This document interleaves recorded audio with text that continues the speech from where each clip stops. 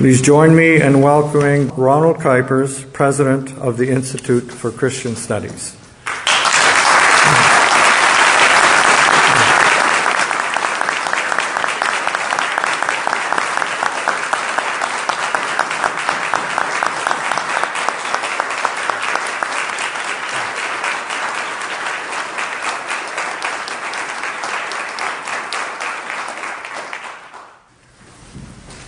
Graduates, family and friends, senators, board members, faculty, staff, students, and distinguished guests of the Institute for Christian Studies, on this joyous day of celebration of academic achievement, thank you for celebrating with us.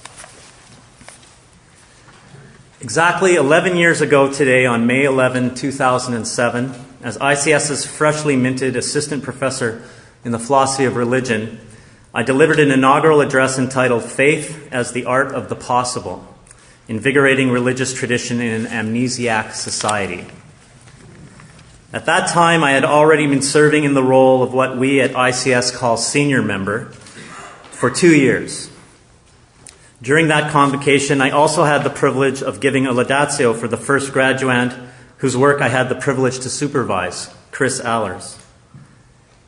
Well, 2 PhD and 13 MA supervisions later, I now find myself in the position of ICS president.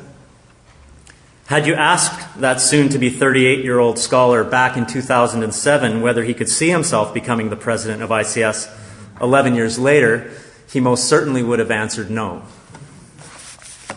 Yet this is precisely where I find myself today. God has surprised me with a new calling.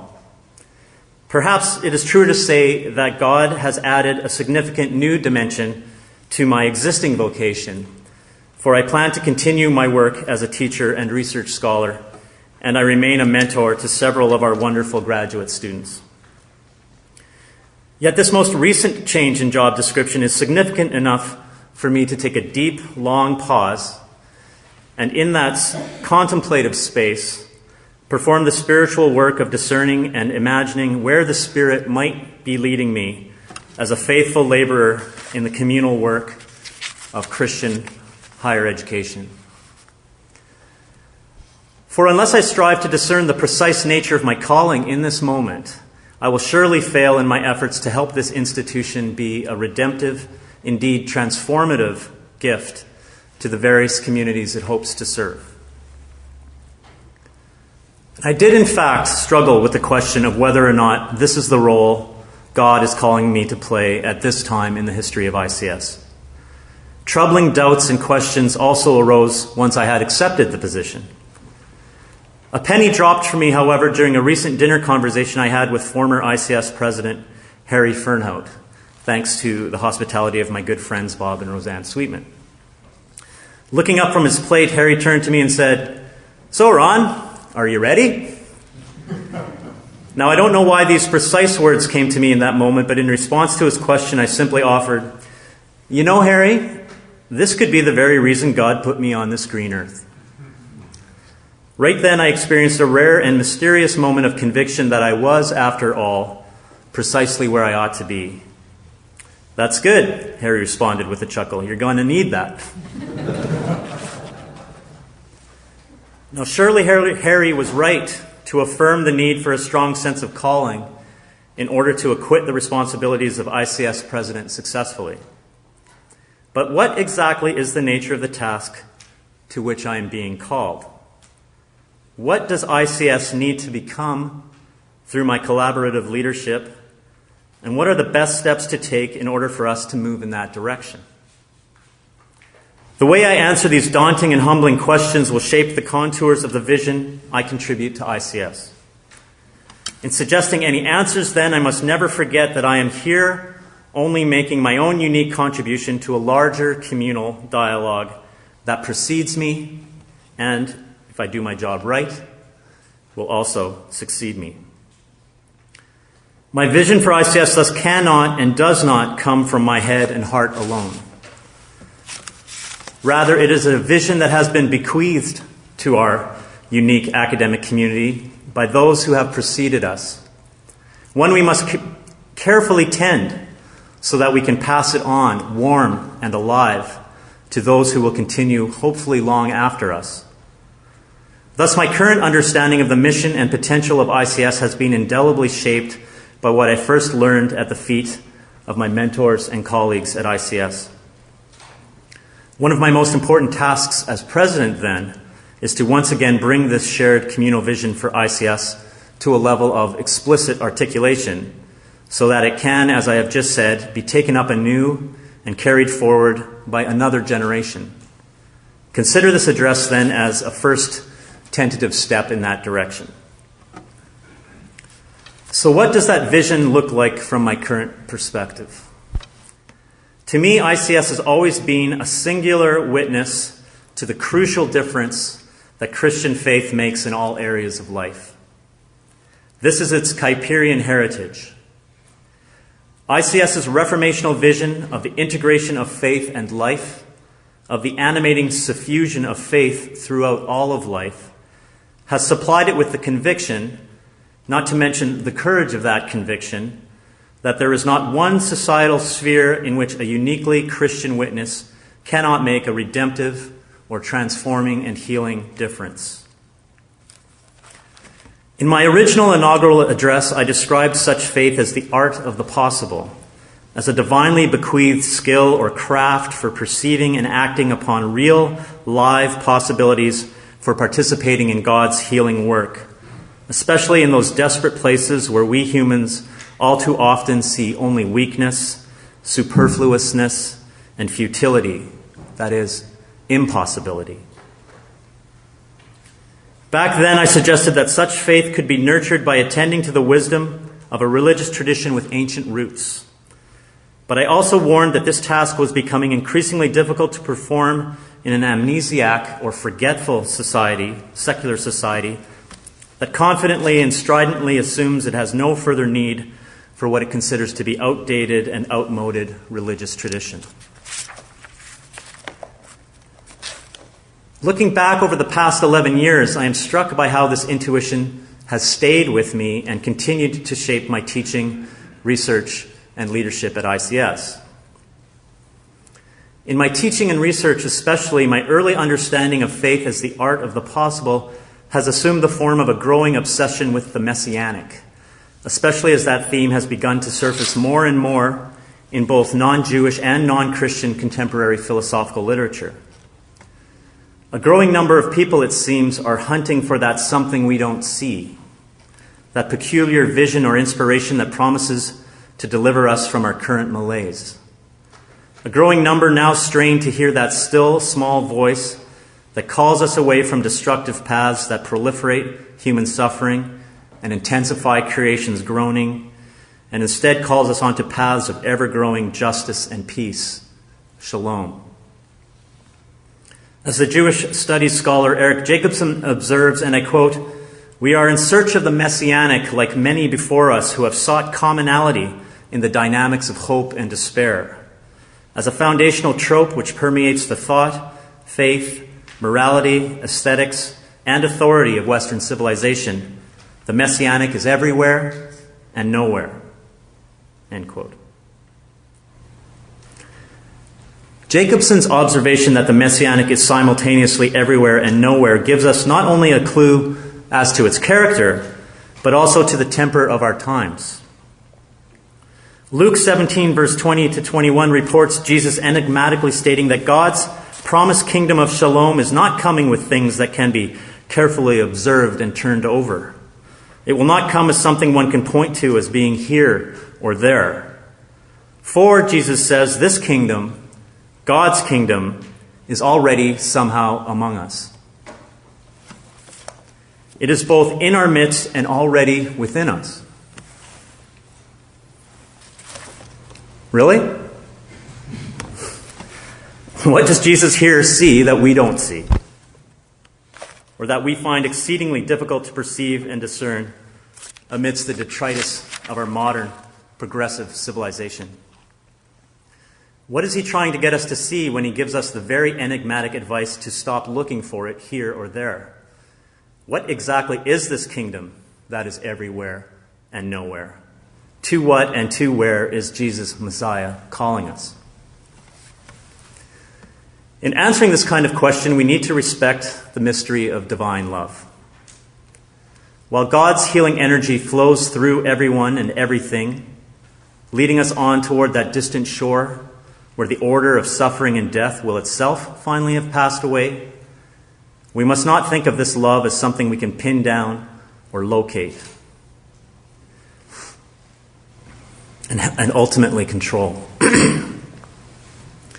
So for me, the Messianic, this loaded religious and spiritual adjective, has come to connote the idea of a special kind of awareness or openness. This awareness leaves everything in place, yet helps us see all things new. The Messianic is like a special antenna that is tuned to pick up a certain frequency that would otherwise go unheard. It describes a peculiar kind of sight or perception that turns our attention to those things that so often go unnoticed.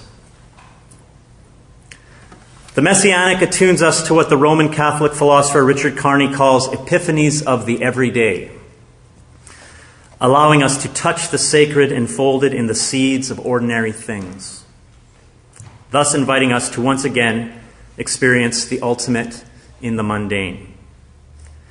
In Carney's inimitable words, a return to epiphanies of the everyday would, and I quote, bring us into dialogue with those who seek the divine in the pause between two breaths, transcendence in a thorn bush, the Eucharist in a morsel of Madeleine, the kingdom in a cup of cold water, San Marco in a cobblestone, God in a street cry. End quote. But can we be even more specific in our description of this messianic attunement to the here that is also nowhere, without thereby trying to pin it down or control it? That is, can we at least begin to discern the direction in which this voice leads and pulls us, so that we might take some tentative first steps on that way? To frame this question another way, if James Joyce tells us that God is a cry in the street, does that mean we can find God in any old sort of cry, or only a particular kind of cry? Carney gives us a clue to answering this last question with his further reference to a cup of cold water, the cup that Jesus enjoins us to offer these little ones in Matthew 10. The Messianic, when seen in this light, is that which attunes us to notice suffering and need and to desire and work towards its redress. The cry in the street, then, in this case, might be the cry of the homeless woman asking me for my spare change at the Queen's Park subway station, or the silence of the man sleeping atop the grate that dispenses warm air on College Street as I make my way into work on a cold winter's morning. As Timothy Schmaltz's homeless Jesus sculpture, which most of us passed by as we entered this building tonight, reminds us, a messianic attunement compels us per impossibile to consider that every encounter with another is a possible epiphany. Or, as the concluding lines of Gerard Manley Hopkins' poem As Kingfishers Catch Fire describes, Christ plays in 10,000 places, lovely in limbs and lovely in eyes not his, to the Father through the features of men's faces. And it is when we consider the Messianic in this redemptive light that it gives us a window into the disturbing temper of our times. For the kingdom of God is something we don't see, not only because it is neither here nor there and can't be pinned down, but also because of our willful blindness and stubborn refusal to recognize its possibility right here in our midst. We too often refuse to see the hurting stranger in our midst with messianic eyes, not only as someone calling for our help, but also as someone whom we can, in fact, help. We refuse to believe that we can participate with God in the construction of another world, one that can be built within and from the shell of the old, yet in so doing, one that also refuses to accept any amount of collateral damage as the necessary price of what it considers to be progress. We refuse to think that we can play the role of a Joseph, Esther, Mordecai, or Daniel in our current systems of unjust power arrangements. And I include myself in this we. Many are the times that I have, in despair, judged our situation to be hopeless and prayed God to help my unbelief. Like Steve Earle describes in his song Jerusalem, the man on my TV told me it had always been that way, and there was nothing anyone could do or say. And I almost listened to him. I almost lost my mind. In those moments, a certain grace calls me to remember the witness of Christians like Arlette Zink, professor of English at the King's University in Edmonton. Upon hearing Dennis Edney, the lawyer for child soldier Omar Khadr, imprisoned at Guantanamo Bay, describe his client's legal situation as utterly hopeless, she challenged her colleagues and students with the simple statement, "We don't do hopeless." With these simple words, she launched her institution's effort to educate and ultimately repatriate this unjustly detained Canadian citizen, giving him a second chance at life, a chance to demonstrate he was not the terrorist that those locked in our civilization's progress narrative needed him to be. Arlette's witness helped us overcome our willful blindness to see something we don't see. Such messianic concern about our willful blindness struck me forcefully while listening to another song, "That's How Every Empire Falls" by the American folk singer John Prine. In the song's final verse, two lines in particular jump out and strike me with blunt force. They read, "If terror comes without a warning, there must be something we don't see." In context, the entire verse reads, "A bitter wind blows through the country. A hard rain falls on the sea. If terror comes without a warning, there must be something we don't see. What fire begets this fire? Like torches thrown into the straw. If no one asks, then no one answers. That's how every empire falls." These lines haunt me. I worry that our society, our civilization, is becoming one in which we no longer ask why we are continually failing the least of these. A society in which we continue to throw torches upon an already raging fire of the driest straw, all while lacking the messianic imagination even to notice this skyward growing inferno and pull the fire alarm that will finally wake us all from our destructive ideological slumber. My hope for ICS is that we may prove to be a school that dares brush against the grain of our civilization's progress myth. A place where we teach our students to tell which way the wind is blowing. And that the storm we call progress, as the Jewish philosopher Walter Benjamin once reminded us, is the root cause of our civilization's mounting pile of catastrophe. ICS can be such a place because it can help its students retain a hold upon a dangerous yet hopeful religious memory. At ICS, we strive to instruct our students, including all those lifelong learners who come to us from beyond the thick ivory walls of the academy, to think about contemporary society, both its blessings and its curses, in light of a story about a God who made the world good and loves it. At ICS, we hope to arrange a meaningful encounter with the God who also laments with us all the damage we humans have wrought, and who comes right down into the muck of our broken existence to share our pain and suffer with us. We teach about an insistent God who from those depths empowers us with forgiveness and lights the way out of the mire. This story is ultimately a hopeful and joyful story. The darkness of our time demands that we continue to raise up people who can tell it and, more importantly, live it. So, the Messianic is something we don't see because it operates incognito, as Jesus tells us in Luke 17, and also because we so often refuse to attune ourselves to its very possibility, as John Prine fears. Yet there is also a third related sense in which it is something we don't see. It somehow remains something we don't see even after we have become attuned to its possibility. For as Hebrews 11 tells us, in our broken world, messianic faith in the promise of a kingdom come down, a kingdom of full restoration and flourishing, may only take the form of an assurance of this hoped for, but not yet seen thing. For it is not yet here. With the atheist liberal philosopher Richard Rorty, then, we should have the humility to admit that, and I quote, "At the moment, we have no idea what a redeemed social order would look like. We can sketch no ground plan for the egalitarian cooperative commonwealth whose spires we glimpse in our dreams." End quote. And yet it is vitally important for us to keep dreaming of, and perchance even fleetingly glimpse, these very spires. ICS graduands, I hope you recognize something of what I have here said about the Messianic in the training you have received at ICS. Consider as well that the more you attune your desires and imaginations to the Messianic promise of healing and transformation found in Scripture, the less visible you may become in the eyes of a civilization that only loves a disaster they still call progress.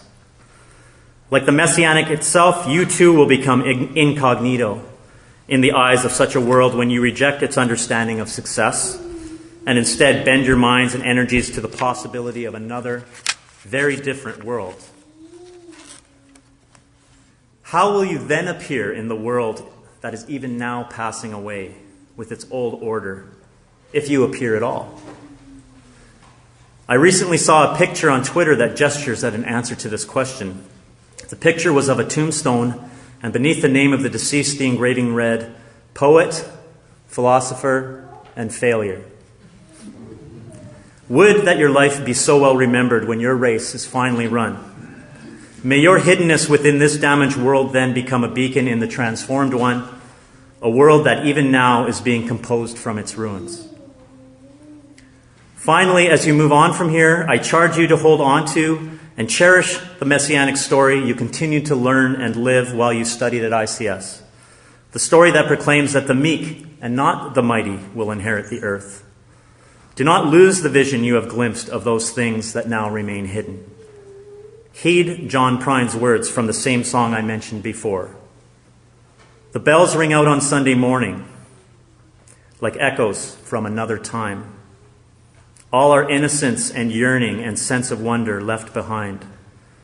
Oh, gentle hearts, remember, what was that story? Is it lost? For when religion loses vision, that's how every empire falls. Thank you.